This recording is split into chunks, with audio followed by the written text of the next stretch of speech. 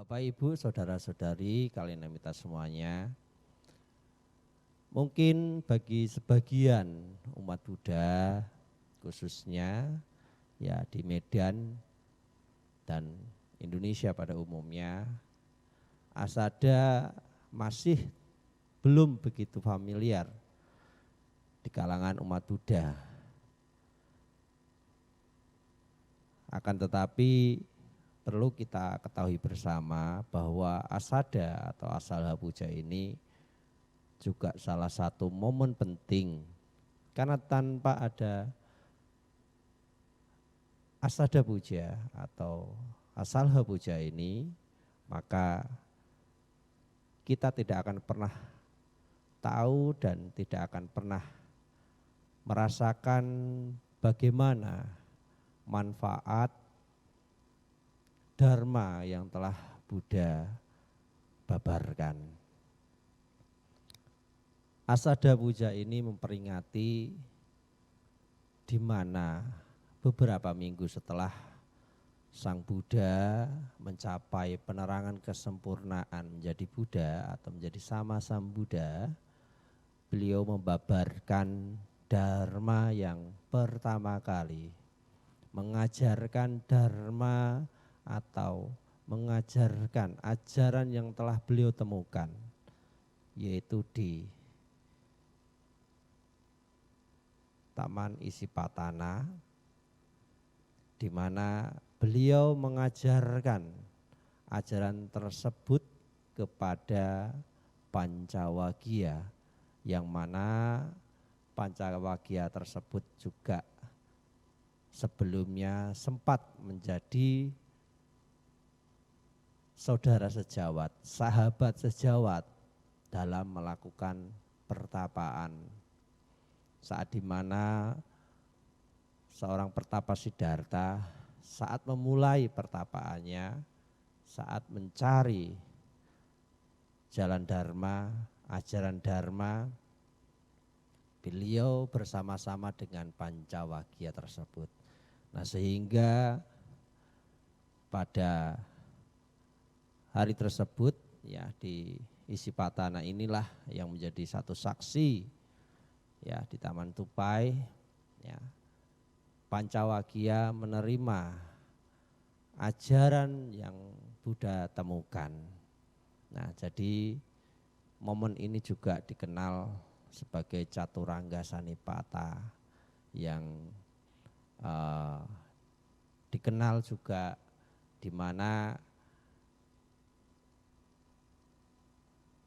asada adalah hari bangkitnya Buddha Sasana, dan juga di mana sangga atau komunitas persamuan sangga terbentuk. Ya, Sang Buddha membentuk komunitas sangga atau persamuan sangga setelah di mana para siswa atau Pancawagya tadi telah memasuki arus dan memohon agar ditapis atau diupasampada menjadi seorang biku. Nah, selain daripada itu, yang menjadi kesan atau khas daripada asada adalah Buddha pertama kali membabarkan dharma dan Buddha mengajarkan Dhammacakkappavattana Sutta. Nah, Dhammacakkappavattana Sutta ini adalah salah satu ajaran penting, ya, ajaran dasar daripada ajaran Sang Buddha atau ajaran yang sebagai landasan tentang dharma. Karena Sang Buddha atau Pangeran Siddhartha sebelumnya memahami bahwa kehidupan sejatinya selalu diliputi oleh penderitaan. Sehingga dengan demikian maka beliau memutuskan dan bertekad mencari agar bagaimana yang namanya penderitaan yang dialami makhluk di dunia ini dapat diatasi. Karena Pertapa Siddhartha atau Pangeran Siddhartha melihat bahwa yang namanya usia tua, sakit, kematian itu adalah sebuah penderitaan yang tidak bisa dihindari oleh siapapun.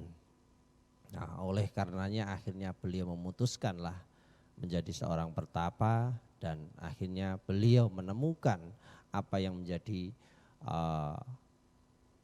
pertanyaannya selama ini atau jawaban yang sebelumnya belum beliau dapatkan. Akhirnya beliau mencapai perrealisasian yang akhirnya kita kenal saat ini sebagai peringatan Hari Waisak. Nah, Bapak Ibu, saudara-saudari kalian Amitas Dhamma, memaknai daripada peringatan atau Asada Puja ini tentu sebagai umat Buddha, sebagai Garawasa khususnya sebagai umat, maka kita harus sama-sama merenungkan tentang apa yang menjadi poin utama di dalam peringatan Asada Puja ini. Nah, seperti yang sudah tadi saya sampaikan bahwa Asada menjadi titik awal kebangkitan daripada Buddha Sasana. Ini menandai bahwa agama Buddha atau yang kita kenal atau yang mungkin kita ketahui bahwasanya agama Buddha atau Buddha Sasana ini bangkit, ini muncul, dideklarasikan oleh Sang Buddha untuk yang pertama kali. Ya. Nah, selain daripada itu juga ini sebagai momen debut beliau, Dharma dikumandangkan dan start awal Dharma itu diajarkan. Mengapa diajarkan? Karena ajaran yang telah beliau temukan atau Dharma semuanya dari 84 bagian tersebut, 84.000 bagian tersebut semuanya memiliki jalan menuju pada yang namanya pembebasan pada penderitaan. Nah, tadi kita sama-sama sudah membacakan yang namanya Dhammacakkappavattana Sutta. Ya, inti daripada di dalamnya itu memuat tentang yaitu penderitaan, sebab penderitaan, jalan melenyapnya penderitaan dan lenyapnya penderitaan. Melalui cara apa? Mengapa manusia, mengapa makhluk di alam manusia atau di alam ini menderita? Yang menyebabkan penderitaan karena apa? Selain tadi yang sudah saya sebutkan tentang yang namanya usia tua, sakit, ya, dan kematian itu adalah penderitaan. Di dalamnya masih banyak hal, ya. Karena adanya sebuah kemelekatan, ya, karena adanya nafsu keinginan. Nah, inilah yang menyebabkan mengapa poin pertama penderitaan ini selalu membalut kehidupan, sehingga banyak yang terjebak, ya. Sehingga penderitaan itu semakin berlarut, semakin mengerongrong kehidupan. Nah, oleh karenanya untuk meminimalisir jikalah memang tidak mampu, ya, menghilangkan, setidaknya mengurangi daripada yang namanya sebuah beban kehidupan atau masalah kehidupan ataupun penderitaan. Yaitu tadi sudah kita baca tentang jalan mulia berunsur 8 atau Atanggika Arya Magga. Atanggika Arya Magga ini memiliki 8 ruas atau 8 jalan. 8 jalan ini disederhanakan lagi menjadi 3 bagian, yaitu sila, samadhi, dan panya. Ya, tadi kita sudah baca sama titik, sama sangkapa, sama wajah, sama kamanta, sama ajiwa, sama wayama, sama sati, sama samadhi. Pandangan benar, pikiran benar, ucapan benar, perbuatan benar, ya, mata pencarian benar, nah, perhatian benar, konsentrasi benar. Nah, mengapa 8 hal ini menjadi salah satu jalan? Ya. Nah, Buddha melihat bahwasanya 8 jalan ini jika dijalankan dengan baik, dipraktekkan dengan baik, diaplikasikan dengan baik, maka ini akan ngebantu mengangkat, meminimalisir dan membersihkan yang namanya hal-hal yang tidak baik dalam diri seseorang. Makanya dasarnya dimulai dari yang namanya sila, pengendalian diri. Pengendalian diri memiliki manfaat, memiliki tujuan yang sangat besar sekali. Karena yang namanya pengendalian itu sebagai remote control. Ya, apapun di kehidupan yang berhubungan dengan kehidupan tentu dibutuhkan yang namanya alat kontrol. Nah, demikian juga sebagai manusia kita khususnya butuh pengendaliankah? Jelas tentu butuh. Ya. Karena yang namanya sila, yang namanya aturan itu akan membentuk karakter baik jasmani atau tingkah laku dan juga pola pikir kita. Nah, oleh karenanya sila ditempatkan Buddha di paling dasar, di poin yang pertama. Nah, untuk Garawasa dimulai dari 5 sila. Tetapi jangan salah Bapak Ibu, 5 sila ini jika dikembangkan sebenarnya juga banyak. Nah, hubungannya juga di sila itu nanti juga ada di dalam Sigalowada. Tentang perilaku-perilaku norma-norma kehidupan yang mesti dan harus dijalani oleh seseorang di tengah-tengah masyarakat, di tengah-tengah keluarga maupun bangsa dan negara. Di sana telah disebutkan. Nah, oleh karenanya kemoralan ini marilah kita kembangkan di dalam diri kita. Mari kita latih. Tidak ada sesuatu yang tidak bisa jika kita memiliki sebuah tekad dan keyakinan, kemauan yang tinggi. Karena yang namanya sebuah aturan jika diterapkan akan menjadi bagian dari keseharian, itu akan membentuk yang namanya kesinergian. Sama sebagai contoh ketika kita memakai baju, pakaian, ini juga salah satu bagian daripada aturan. Nah, ini juga bagian daripada aturan. Sekalipun aturan itu terbagi menjadi beberapa, tapi kita malam ini berbicara tentang aturan yang sederhana saja. Nah, ketika kita makan pakai piring, pakai sendok, kenapa makan juga, kenapa tidak boleh bersuara, enggak boleh keluntingan ini dan itu juga bagian dari aturan.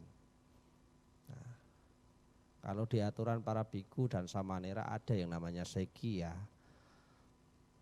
Ini juga bagian daripada sarana pengontrol, ya, agar seseorang saat menjalani hal-hal apapun itu agar selaras, agar lebih baik.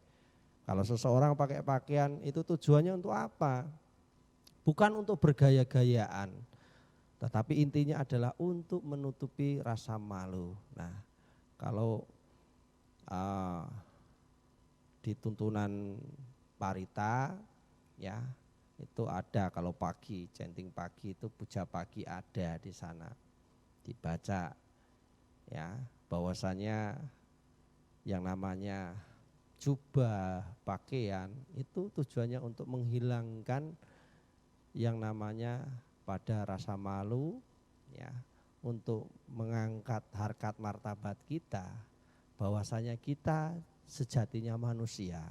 Karena manusia jelas harus menyesuaikan, menyelaraskan. Sehingga pakaian ini juga bagian daripada yang akan membuat seseorang menjadi berkarisma, terhormat. Nah, ini hal yang sederhana dari pakaian. Lebih-lebih kalau pada perilaku dan perbuatan, mulai dari pikiran, ucapan. Ya.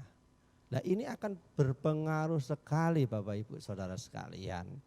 Makanya ya seseorang sebelum menuju pada tahapan yang namanya samadhi atau meditasi itu dimulai kalau perilakunya tidak sesuai, kalau pikirannya saja masih belum terarah, itu sangat-sangatlah tidak mungkin mereka akan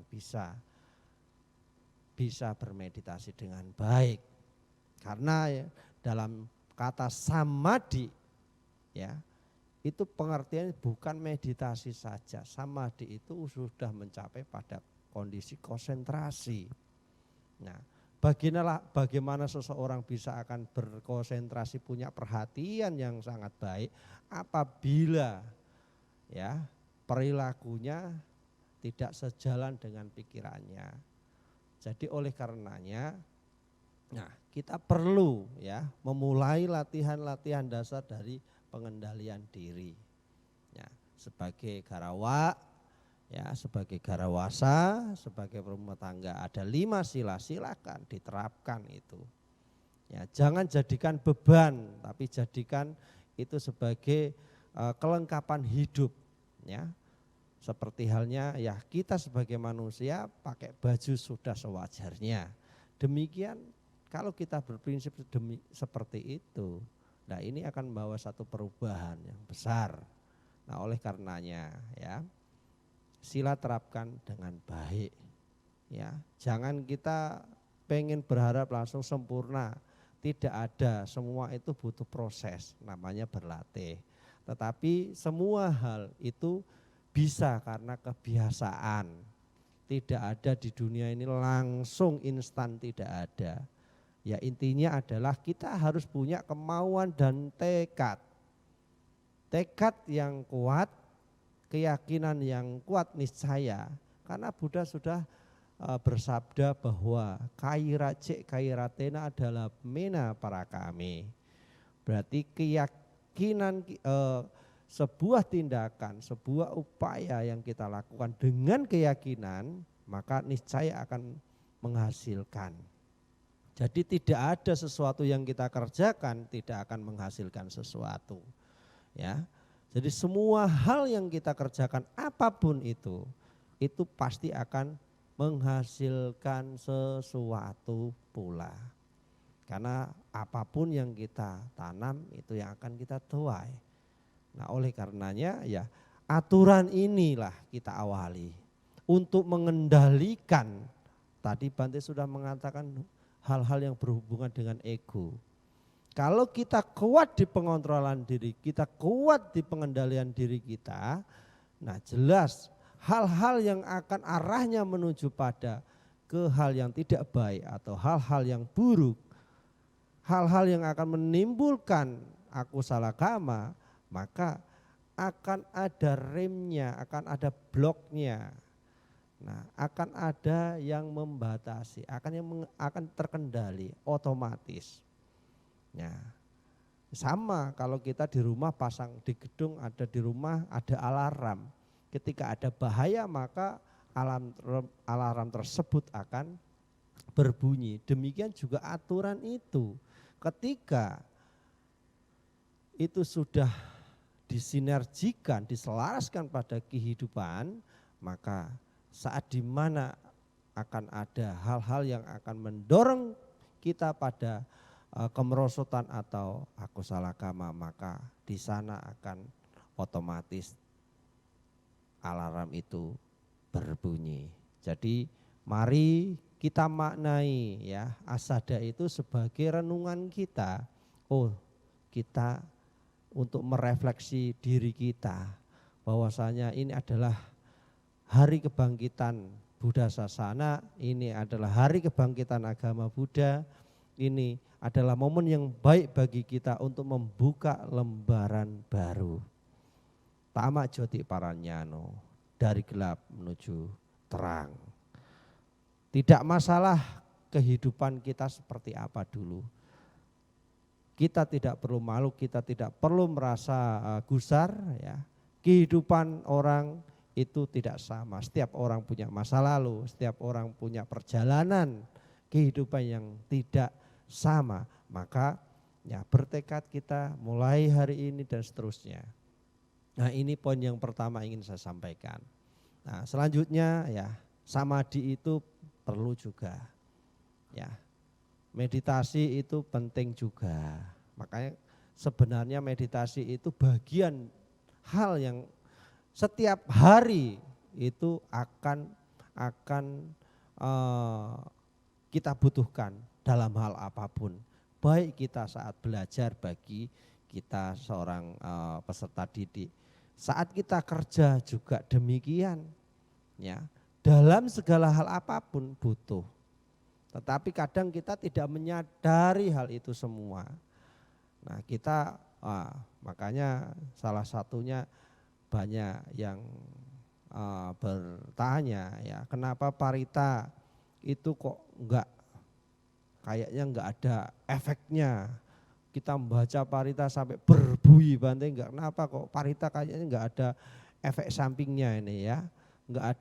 Kayaknya enggak ada pengaruhnya. Sebenarnya bukan paritanya ya, tetapi bagaimana Bante pernah bilang bahwa ketika kita membaca parita yang dibutuhkan salah satunya itu adalah konsentrasi, perhatian kita.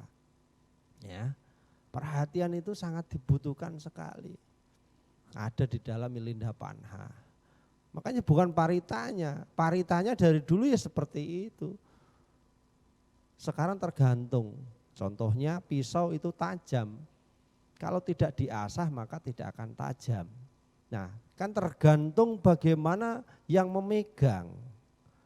Ya, kalau yang memegang itu memang terampil, suka diasah, maka pisau tersebut akan tajam. Tapi kalau dibiarkan juga sama. Nah, meditasi itu manfaatnya banyak. Ya, selain menjadi satu sarana untuk merelaksasikan kondisi mental kita, pikiran kita, yang namanya meditasi itu dapat sebagai filter kita, ya, sebagai filter, ya. Karena setiap hari itu kotoran selalu masuk. Ya, kalaulah kita tidak punya filter yang baik, bagaimana kotoran-kotoran tersebut jadinya. Ya, makanya butuh filter, makanya membiasakan meditasi itu tidak perlu lama-lama jika memang masih tidak bisa. Butuh waktu yang sebentar saja, ya, tapi jika dibiasakan ini akan menjadi sesuatu yang besar. Dari 5 menit, 10 menit, 15 menit, setengah jam, dan 1 jam. Itu bertahap. Tetapi intinya meditasi itu sangat dibutuhkan. Secara pribadi bagi Bante, meditasi sangat saya butuhkan. Dalam banyak hal.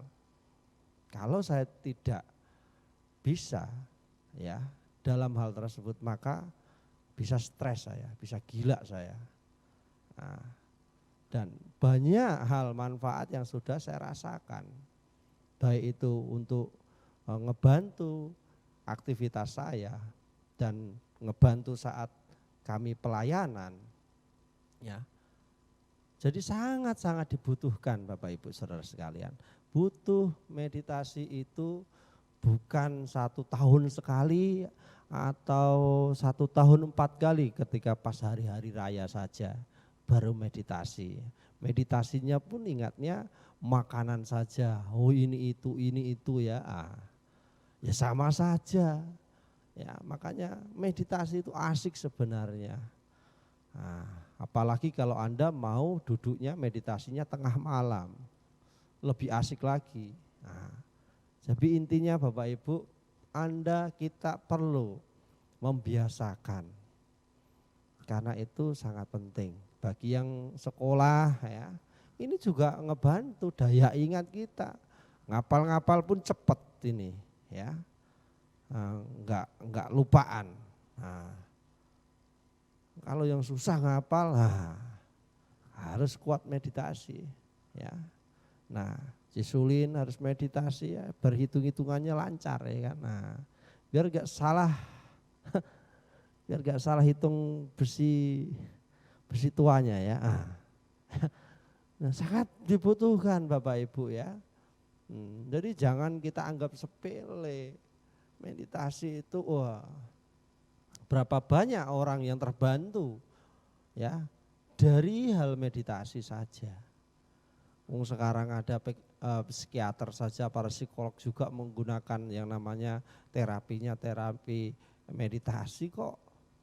Nah, maksud kita sebagai umat Buddha ya, yang memang di dalam ajaran kita sudah ada yang namanya teknik pengajaran meditasi, kenapa kita tidak mau melakukan? Nah, meditasi di dalam Buddha Dhamma itu banyak tipe, maksudnya itu banyak cara. Kita bisa menyesuaikan ya, menyesuaikan daripada apa yang bisa, kemampuan kita, enggak usah berharap. Nah, meditasi juga bukan untuk mencari ya. Nanti kalau meditasi pengen cari kesaktian ya enggak perlu meditasi, stres Anda nanti kalau. Ya, kita tujuan meditasi adalah untuk mengenali diri kita, untuk mengetahui diri kita. Karena saat meditasi nanti akan banyak kita lihat hal-hal yang negatif yang ada di dalam diri kita, yang orang lain tidak pernah tahu, yang tidak mereka lihat, kita sendiri yang akan melihat. Nah, saat dimana kita melihat dan tahu akan hal-hal negatif diri kita, maka disitulah kita bisa mulai untuk membersihkannya. Itu cara yang diajarkan oleh Dharma. Nah, ini loh yang akan ngebantu kita mengurangi keruwetan beban kehidupan kita. Inilah yang akan mengurangi masalah-masalah kehidupan kita.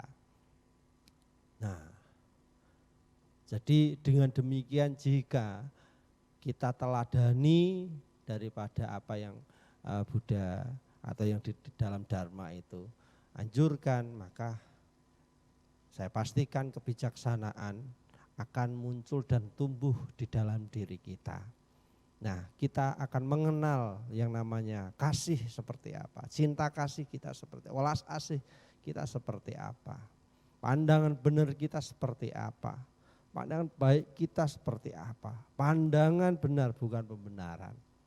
Nah, itu akan dapat kita raih, akan dapat kita capai.